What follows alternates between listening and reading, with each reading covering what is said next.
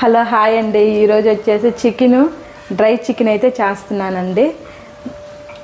Chicken అయితే 2-3 సార్లు నీట్గా కడుక్కోవాలండి. కడుక్కొని అయితే మనం కడాయిలో అయితే వేసుకోవాలండి. ఒక స్పూన్ నిండగా అయితే కల్లుప్పు అయితే వేసుకోవాలి, కూడా వేసుకోవాలి.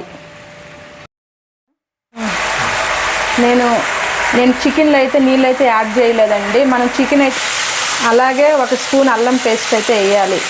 అలాగే 2 స్పూన్లు నూనె అయితే వేసుకోవాలండి.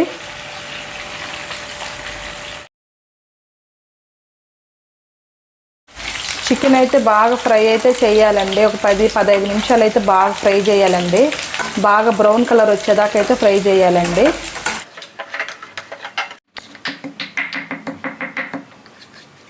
తెల్లబాయలు అయితే వేసుకోవాలి. చికెన్ అయితే బాగా రోస్ట్ అయితే అవ్వాలండి.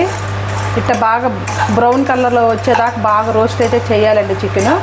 చికెన్ ఫ్రైలోకి వచ్చేసి 1 స్పూన్ కారం అయితే వేసుకుంటున్నామండి. నేనైతే మసాలా ఇంట్లోనే తయారు చేసిన మసాలా అయితే వేస్తున్నానండి. ధనియా,